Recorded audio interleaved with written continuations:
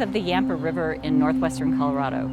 It's a critical place in the Colorado Basin because this river provides a huge amount of clear, cool water in the American Southwest, a place where all rivers increasingly are being stressed by drought and climate change.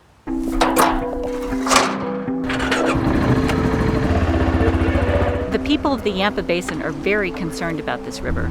They've watched its flows decline, they've watched its temperatures rise, and they're ready to take action. The main objective of this project is to provide shade to lower the temperatures of the river. But at the same time, we want this riparian corridor to be as wide as possible to provide for other critters. This hole was dug yesterday, and we already have tracks. We're obviously going to have to fence this. You guys have done an amazing amount of work this week. Why is that? When our volunteers come, they really don't want to be spending time digging holes. They want to really be focused on planting the trees. These holes that we're looking at, how many did you dig? Well, we have 200 trees total, but we dug 100 holes because we'll be doing 2 trees per hole. We know that not every tree is going to survive. Carolina, what's your vision for what this area will look like in 10 years? The vision is hopefully these cottonwoods will be 20, 30 feet tall, providing shade for the animals that use it and also outcompeting the reed canary grass, our vegetative nemesis. The Yampa River is one of the last free-flowing rivers on the Colorado River system. So it has a natural flow regime that really help keep it healthy. This is Kelly Romero Heaney. She's the Director of Water Resources for the City of Steamboat Springs. The Yampa is a beautiful river, but it's struggling right now. Why? What we found is that solar radiation, the strength of the sun, is an even stronger driver for increasing stream temperature. And when you have a system that's lost a lot of its riparian forest. And that's the area along the banks where the trees and the insects thrive. Exactly, which provides the shade and the protection of this river. That's where we really saw the opportunity to provide that shade by planting some of the especially taller species. Kelly, when the river is too hot, what is too hot? But in the summer season, when you see water temperatures exceed 75 degrees Fahrenheit, that gets really critical for particularly the trout species and the native mountain whitefish that exist in this river. The Yampa River is a key driver of the economy here in Steamboat Springs and the Basin. It runs right through the middle of town. How important is it? Oh, the Yampa River is key. I mean, not only for the fly fishing outfitters and the rafting companies, but it's also a place that people just love to gather. I was probably 7 or 8 years old when I started fishing, and I grew up downtown so I could walk from my house to the river, stick on the smaller sizes. This is Johnny Spillane. He's the owner of Steamboat Fly Fisher. When the water temperatures gets to a certain level, the city shuts down the river to both public use and commercial operations to help preserve the health of the fishery. And what does that mean for your business? Well, it means we can't go fishing. Fishing's really good on the Colorado right now. Our bread and butter of the Yampa can get shut down. If you could make a wish for the next 5 years, what would your wish be? I'd like to see some real meaningful steps toward mitigating climate change.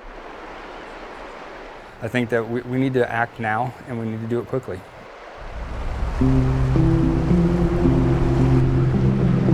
How many other businesses do you think rely on the river here in town? I mean, there's got to be a dozen.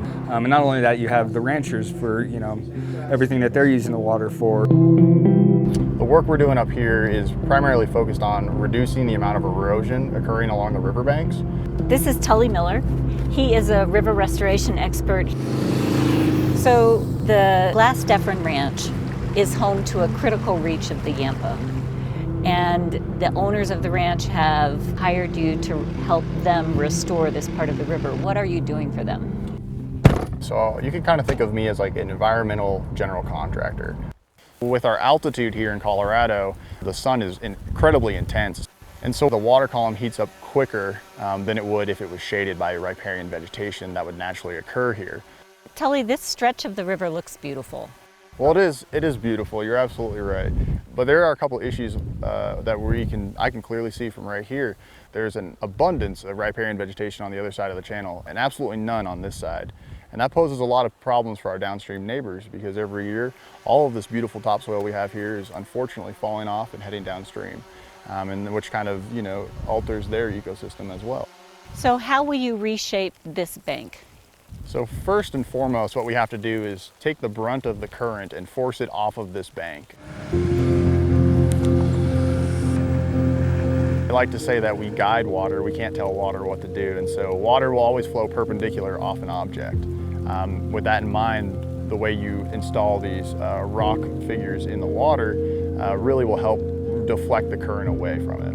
So you reshape this side of the bank so that it can support the trees that will help shade the river and that will help stabilize the bank. Absolutely correct. What we found is stream flow releases from some of the smaller reservoirs in the system combined with the enhancement and preservation of our riparian forest. Those two things combined are predicted to help drive stream temperature down, and we hope this will really help buffer the Yampa River. Welcome, thank you so much for volunteering. Hi. Your green wristband will get you your lunch. And then we have t-shirts for everyone. Good job. The hardest part of the day is going to be getting across the river. There's 0% chance that you're going to be dry. What a beautiful day. Here we are on the Yampa River, not a cloud in the sky. Nice and slippery. The goal today is to plant 200 cottonwood trees. We'll have to plant, mulch, water, fence. We'll get a group going here on the middle one. Okay, so we're gonna be putting 2 trees per hole. Just make sure they're on opposite sides of the hole. I just really like giving back to the environment because we take so much from it. So it's going to take a long time for these trees to grow. Can you be patient? Yes. Yeah. How much do you think it will help the river? It'll help it by shading it and keeping the river colder. Let's get it in the ground. I just wanted to bring him out here to, kind of expose him to this. And, he already has a love for Mother Earth. Whatever you do, don't stop the baby.